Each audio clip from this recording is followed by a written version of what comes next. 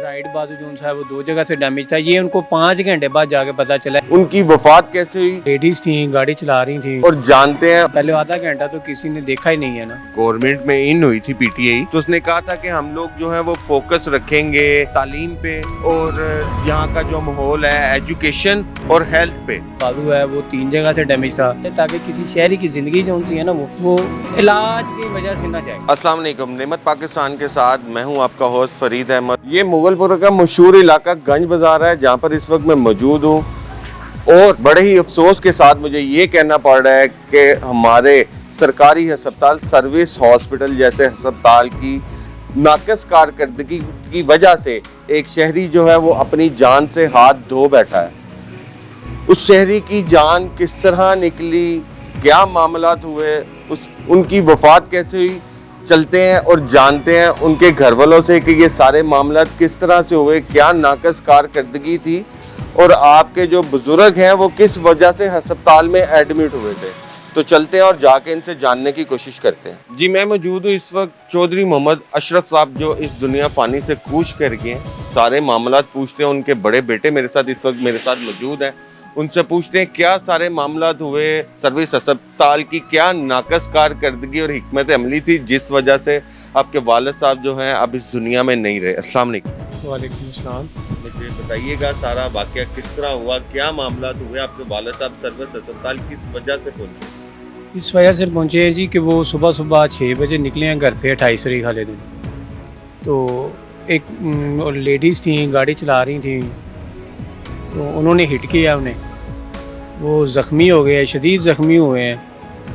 तो मैं घर में था, मुझे किसी मोहल्लेदार ने आके बताया जी आपके वालिद साहब जो उनसे हैं वो एक्सीडेंट से ज़ख्मी हुए हैं, तो रेस्क्यू वाले उनके पास खड़े हैं। मैं घर से निकला, मैं वहाँ गया तो वो रेस्क्यू वाले उनको सर्विस लेके जा रहे थे, तो मैं भी उनके पीछे पीछे चला गया। उन्होंने जाकर उनको एडमिट किया है। जब मैं भी अंदर गया हूँ तो मैंने देखा उनको ब्लीड हो रही है उनके, तो वो बेड पे लेटे हुए हैं। तो मैंने डॉक्टर्स को जाकर कहा कि इनका एक्सीडेंट हुआ है, इनको देखें। पहले आधा घंटा तो किसी ने देखा ही नहीं है ना कि मतलब कोई मरीज़ मर रहा है या बैठा हुआ है, किसी ने नहीं देखा। फिर मैंने जब शोर डाला उधर, उन्होंने देखा, उन्होंने फिर एक्सरे करवा, ये करवा, कुछ भी नहीं। 2 घंटे से 3 घंटे बाद जाके उनके एक्सरे वगैरह हुए हैं और फिर 4 से 5 घंटे बाद उनको जाके पता चला कि इनकी ये हड्डी जो सी है ना वो डैमेज हुई है। उनको सर पे चोट थी, उनका कूला टूट गया हुआ था, बाजू राइट लेफ़्ट जो सा बाजू है वो 3 जगह से डैमेज था, राइट बाजू जो है वो 2 जगह से डैमेज था। ये उनको 5 घंटे बाद जाके पता चला कि ये शख्स इतना डैमेज है। मेरी सिर्फ यही बात है कि अगर एक आम बंदे के साथ जो इतना सीरियस है उसके साथ ये हाल है, तो रोज़ पता नहीं कितने मरीज़ होंगे जो इस तरह दर्द या तकलीफ़ में वो मर जाते होंगे।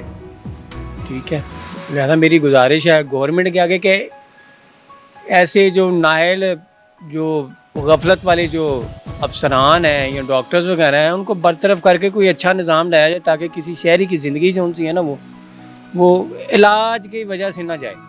बाकी ज़िंदगी तो अल्लाह के हाथ में है। ठीक है, मेरा पीटीआई ने जो है वो जब गवर्नमेंट में इन हुई थी पीटीआई, तो उसने कहा था कि हम लोग जो है वो फोकस रखेंगे तालीम पे और यहाँ का जो माहौल है एजुकेशन और हेल्थ पे।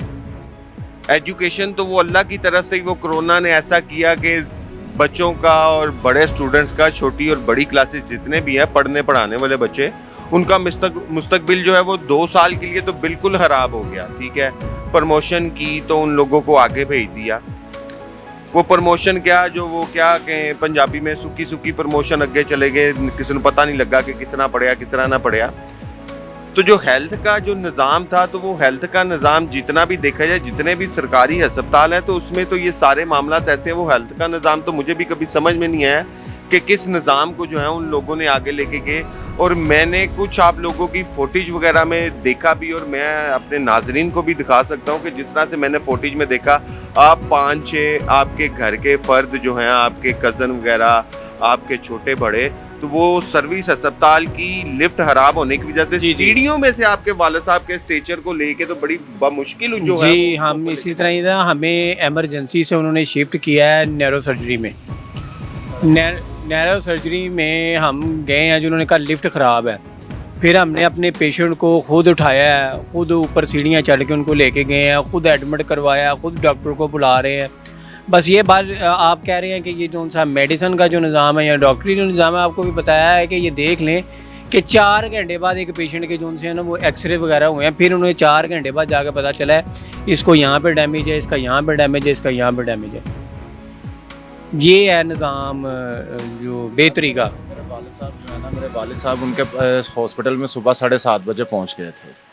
जाके उनके तकरीबन उनकी काफ़ी कंडीशन जो थी सीरियस थी। उसके बाद डॉक्टरों ने जब उनके एक्सरे करवाए, 12:30 बजे जाके एक्सरे करवाए हैं उनके, और 12:30 बजे ही उनकी वो क्या किसको कहते हैं सिटी स्कैन वगैरह करवा के उन्होंने साथ ही न्यूरो सर्जरी के डॉक्टर को बुलाया। न्यूरो सर्जरी के डॉक्टर ने चेक करने के बाद उनको ये कहा जी कि इनको फौरी तौर पे जो है ना न्यूरो सर्जरी वार्ड में शिफ्ट किया जाए। ये 12:30 बजे का वाक़या है। 12:30 बजे मैं जब अपने वाले साहब के एक्सरे लेके, जो कि इस टाइम मेरे मोबाइल में मौजूद है एक्सरे, और डॉक्टर्स देख भी रहे हैं कि उनकी कहाँ कहाँ से हड्डियाँ टूटी हुई हैं, मेरे वाले साहब की पूरी पसलियाँ तक डैमेज कर दी गई हैं, ठीक है। लेकिन उन्होंने क्या किया जी, मैं हर 5 मिनट के बाद मेरा एक कज़न था जिसकी टांग 2 जगह से खुद टूटी हुई है, वो बेचारा लंगड़ाती हुई टांग के साथ 10 दफ़ा वो गया हड्डी वार्ड में, मैं गया हूँ 10 दफ़ा हड्डी वार्ड में। उनको जाकर कहते रहे हैं कि मेरे वाले साहब जो हैं वो सीरियस कंडीशन में है, वो आ नहीं सकते, वो अपना बाजू उठाते तो उनका पूरा बाजू घूम जाता है, उनकी ये हड्डी टूट चुकी है, बराए मेहरबानी आके उनको कुछ देख लें। तो वो कहते थे कि जी वो सीरियस है तो हम क्या कर सकते हैं, सीरियस उन्होंने कंप्लीट करना है, हमने कुछ नहीं करना, हमने सिर्फ पट्टी करनी है, हम ऑपरेशन थिएटर में हम फारिग होंगे, हम आके कर देंगे। इनकी लापरवाही की वजह से मेरे वाला साहब इस दुनिया से चले गए हैं। इन लोगों ने लापरवाही की इंतहा की है हमारे साथ। 12:30 बजे से लेके 4 बजे तक कोई डॉक्टर मेरे वालद को पट्टी करने नहीं आया। फिर जाके मैं दोबारा बोल रहा हूँ, जाके वहाँ पे फिर डॉक्टर ने 2-3 बंदों को भेजा जिन्होंने आके पट्टियाँ की हैं मेरे वाले साहब को। उसके बाद हम DMS MS के पास चक्कर लगाते रहे हैं कि इन्होंने लिफ्टें बंद की हुई हैं, लिफ्टें ख़राब हैं, अमला मौजूद नहीं है, अमला ने नंबर बंद किए हुए हैं, छुट्टी पे घर बैठे हैं।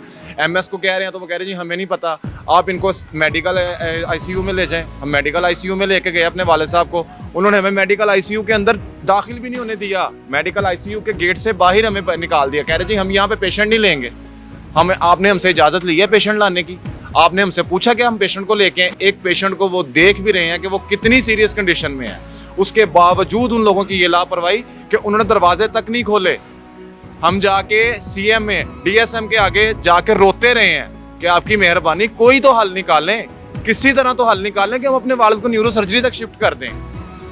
लेकिन किसी ने हमारी नहीं सुनी। मैंने तो सुना था कि हमारे यहाँ पर जो है वो हेल्थ के डिपार्टमेंट को, वो जितने भी सरकारी इदारे आ गए उसमें तो बड़ी प्रोग्रेस की है। तो मेरा ख्याल है, तो मैंने तो कभी वहाँ पे अगर कोई 1-2 प्रोग्राम जाके किए भी हैं तो मैंने तो सफाई सुथराई के निज़ाम को कुछ ऐसा देखा कि वहाँ पे उसी तरह जरासीम, गंद और ये चीज़ें पड़ी हैं। तो सबसे बड़ी बात कि अगर हमने 2-4 मंजिला इमारतें खड़ी कर ली हैं तो उनकी लिफ्टें नहीं है, मैं चला जाऊंगा, आप ऊपर पैदल चले जाएंगे। एक पेशेंट को तो लिफ्ट के जरिए लेके, लिफ्ट उनकी मुझे ये बताएं खराब थी या वो चला ही नहीं रहे उसको? लिफ्टें उनकी ख़राब थी, तब्दीली का निज़ाम आया, उसमें आप सही कह रहे हैं कि हेल्थ में बड़ी तब्दीलियाँ आई हैं। पहले मरीज़ को हम लेके जाते थे लिफ्टों के ज़रिए ऊपर, अब मरीज़ को जो है ना वो 6 बंदे कंधों पे उठा के वार्डों में शिफ्ट करते हैं। ये तब्दीली आई है हमारी इस तब्दीली सरकार की, ठीक है। मेरे बड़े भाई भी यहाँ पे मौजूद हैं, ये मेरे पास खड़े हैं, मैं इनको भी बुलाता हूँ, आप इनसे भी पूछ लें। ये भी मेरे जब वाले साहब को देख रहे हैं, इन्होंने खुद कई मरीजों की स्ट्रेचरों से पकड़ के, स्ट्रेचरों पे मरीज आए हैं उनको उठा उठा के ऊपर सीढ़ियों से लेके आ रहे हैं। ये निज़ाम है जी हमारी तब्दीली सरकार का। सबसे बड़ी नाअहली तो इस वक्त जो नज़र आ रही है और आप लोगों ने सुना भी है कि हमारे सरकारी अस्पताल, और सबसे पहले जो सर्विस हॉस्पिटल जहाँ पर रेफ़र किया जाता है, हमारे एक मियो हॉस्पिटल में और एक सर्विस हॉस्पिटल में, ठीक है, जिना हॉस्पिटल आता है और जनरल हॉस्पिटल आता है। तो यहाँ के निज़ाम जिस तरह के भी हैं, पहले उसको तो ठीक करें। डॉक्टर का अमला चले एक साइड पे आ गया, मरीज़ को जब वहाँ पर ले गए हैं, जिस तरह से ये भाई बता रहे हैं कि अब उनको ऊपर 2nd फ्लोर पे या 1st फ्लोर पे न्यूरो सर्जरी में लेके जाना था, तो वहाँ पे लिफ्ट नहीं चल रही, तो सीढ़ियों से वो लेके जा रहे हैं। तो क्या कंडीशन होगी, क्या मामला होंगे? मुझे आप सेकंड ये बताएं कि ये सारे मामला तो आपके साथ हुए, जो आपने आंखों से देखे, हाथों से किए, आपके जो पेशेंट वहाँ पर थे एडमिट, उनकी डेथ सारा ट्रीटमेंट होने के बाद हुई है या उनका ट्रीटमेंट हुआ ही नहीं? सर ट्रीटमेंट उनका क्या हुआ है, जब हम इमरजेंसी में थे तो उन्होंने हमसे ये बात की, जी हमने जो करना था हमने कर लिया, अब न्यूरो का मसला है, अब न्यूरो सर्जरी में लेके जाएं। न्यूरो सर्जरी वालों के पास जाते थे तो वो कहते थे जी लिफ्ट बंद है। किसी तरीके से हम करते कराते कि चलो शायद हमारे बाप की जान बचे, हम उनको उठा के न्यूरो सर्जरी में जब ले गए, वहाँ पे उन लोगों ने कहा जी इनकी कंडीशन बहुत सीरियस, इनको वेंटिलेटर पे डाला जाएगा। लेकिन वेंटिलेटर पे नहीं डाला, सिर्फ वेंटिलेटर को चार्ज किया गया, हमें दिखाने के लिए उसको चार्ज किया गया। और फिर आके वो डॉक्टर जो है ना, जो न्यूरो सर्जरी का सर्जन था, उसने आके ये कहा जी कि हम जो ये ड्रिप लगी है ना जी, इसके अलावा कुछ नहीं कर सकते, इनको तो दिमाग से ज़्यादा हार्ट का मसला आ रहा है। जबकि उनके सिटी स्कैन में ये चीज़ मौजूद है, उनको पता भी चल रहा है कि इनके दिमाग की जो बैक पे हड्डी है वो सारी टूट चुकी है। वो हमें ये कहते हैं जी हम तो ये ड्रिप लगा सकते हैं, इसके अलावा कुछ नहीं कर सकते। अब दिल वाले डॉक्टर के पास जाएं। कड़ी बारिश थी, हम बारिश में भागते रहे हैं, कभी कड़ियालों वाली साइड पे, कभी किसी ब्लॉक में, कभी किसी ब्लॉक में, सिर्फ डॉक्टरों को कॉलें ले लेके कि डॉक्टर साहब आप आ जाएं, डॉक्टर साहब आप आ जाएं, डॉक्टर साहब आप आ जाएं। सिर्फ उनकी मिन्नतें करते रहे, लेकिन किसी ने हमारी नहीं सुनी। एक डॉक्टर को हम लेके आए हैं जो हार्ट स्पेशलिस्ट था, उसने आके कहा जी कि इनका हार्ट से ज़्यादा मसला जो है वो दिमाग का है। दिमाग वाले कह रहे हैं जी इनका दिमाग से ज़्यादा मसला हार्ट का है। इसी कश्मकश में उनकी मीटिंग नहीं ख़त्म हुई और मेरे बाप को किसी ने देखा नहीं। ये सारे मामला तो आगे हैं, आगे के। आप मुझे ये बताएं कि जब रोड पे एक्सीडेंट हुआ तो हमारी गवर्नमेंट ने जो है वो जगह जगह पे सेफ्टी कैमरे लगाए हुए हैं। आपने कोई 15 पे कॉल करके या मुतलका थाने में जाकर जिस बीपी की गाड़ी थी, बीपी चला रही थी या उनके साथ कोई मेल बैठा था वो चला रहे थे गाड़ी, जिसने हिट किया, तो हमारे यहाँ पे उसका वो स्केच आ गया होगा, वो गाड़ी और गाड़ी की नंबर प्लेट्स जो है उसमें आ गई होगी। अब अपने कोई FIR वगैरह जाके करवाई, उस पर कोई कानूनी कार्रवाई जो है वो अभी तक की है मुतलका थाना ने आपके? सर हमने कोई कानूनी कार्रवाई नहीं अभी तक की, क्योंकि जब हमारे वाले साहब के साथ ये वाकया पेश आया तो हम लोग हॉस्पिटल चले गए थे, सब के सब। मैं और मेरा बड़ा भाई है जो उनके पास हॉस्पिटल में मौजूद थे। वहाँ से जब उनकी रात डेथ हुई है तब उनको हम यहाँ पे लेकर आए हैं। अभी तक हमने कोई कानूनी कार्रवाई नहीं की। हमने अपने तौर पे जो कर सकते थे वो किया है। पता किया है कि गाड़ी थी, गाड़ी में उसकी माँ थी लड़की की और लड़की खुद मौजूद थी, ड्राइव कर रहे थे, उन्होंने मेरे वालिद को हिट की है, मेरे वालिद को सड़क पे छोड़ा और चली गई हैं। वो रुके भी नहीं कि चलो अगर हमसे गलती होगी है तो हम लोग रुक जाएं, देखें क्या मामला था, इनकी कोई हेल्प ही कर दें।